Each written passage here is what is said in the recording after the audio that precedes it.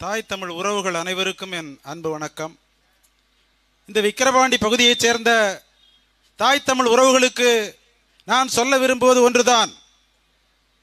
தமிழ்நாட்டின் வேறு எந்த பகுதியிலும் வசிக்கும் மக்களுக்கும் கிடைக்காத ஒரு வாய்ப்பு உங்களுக்கு கிடைத்திருக்கிறது.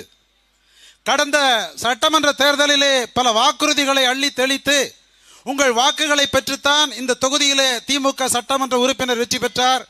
அதேபோல்தான் பல தொகுதிகளிலும் வென்று அவர்கள் ஆட்சி அமைத்தார்கள். ஆனால் அவர்கள் கொடுத்த வாக்குறுதிகளை நிறைவேற்றினார்களா என்றால் இல்லை. வாக்குறுதிகளை நிறைவேற்றாத மாபெரும் குற்றம்.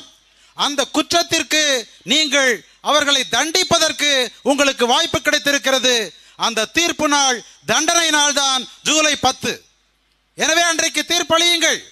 அவர்கள் மின் கட்டணத்தை குறைப்பேன் என்றார்கள், பால் விலையை குறைப்பேன் என்றார்கள், உழவர்களுக்கு நெல்லுக்கு டன்னுக்கு 2500 ரூபாய், கரும்புக்கு 4000 ரூபாய் கொடுப்பேன் என்றார்கள், கல்வி கடனை ரத்து செய்வேன் என்றார்கள், அரசு ஊழியர்களுக்கு பழைய ஓய்வூதிய திட்டத்தை அமல்படுத்துவோம் என்றார்கள், போக்குவரத்து தொழிலாளர்களுக்கும் அப்படித்தான் சொன்னார்கள், மாணவர்களின் கல்வி கடனை ரத்து செய்வோம் என்று சொன்னார்கள், உழவர்களின் நிலத்தை மற்ற வேலைகளுக்கு திட்டங்களுக்கு நாங்கள் கையகப்படுத்த மாட்டோம் என்று சொன்னார்கள். ஆனால் இன்றைக்கு பல்லாயிரக்கணக்கான ஏக்கரை நெய்வேலியிலும் பரந்தூரிலும் கையகப்படுத்த முயற்சித்துக் கொண்டிருக்கின்றார்கள். இப்படி உழவர்களுக்கு, மாணவர்களுக்கு, பெண்களுக்கு, அரசு ஊழியர்களுக்கு, போக்குவரத்து ஊழியர்களுக்கு, இவர்களுக்கெல்லாம் கொடுத்த வாக்குறுதியை நிறைவேற்றாத குற்றத்தை செய்த அவர்களை தண்டிப்பதற்கு உங்களுக்கு கிடைத்திருக்கும் வாய்ப்பு. அந்த வாய்ப்பை நழுவ விடாதீர்கள். ஜூலை 10ஆம் தேதி உதயசூரியன் சின்னத்தை ஒதுக்கி தள்ளி மைக் சின்னத்திலே என்னுடைய அன்பு மகள் அபிநயாவுக்கு வாக்களியுங்கள் என்று கேட்டுக்கொள்கின்றேன். ஒரே ஒரு வாக்குறுதியை மட்டும் குறிப்பிட்டு என் உரையை முடிக்க விரும்புகின்றேன். அந்த தேர்தல் அறிக்கையிலே 430வது எண்ணிலே அவர்கள் சொல்லி இருக்கின்றார்கள், நாங்கள் மதுக்கடைகளை கொஞ்சம் கொஞ்சமாக மூடுவோம் என்று. மூடினார்களா?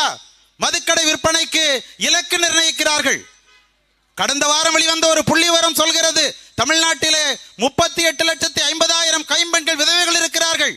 அதிலே 38 விழுக்காடு மது குடித்ததால் கிட்டத்தட்ட 12 லட்சம் பேர் 12 லட்சம் பேர் விதவைகள் ஆவதற்கு இவர்கள் தான் காரணம்.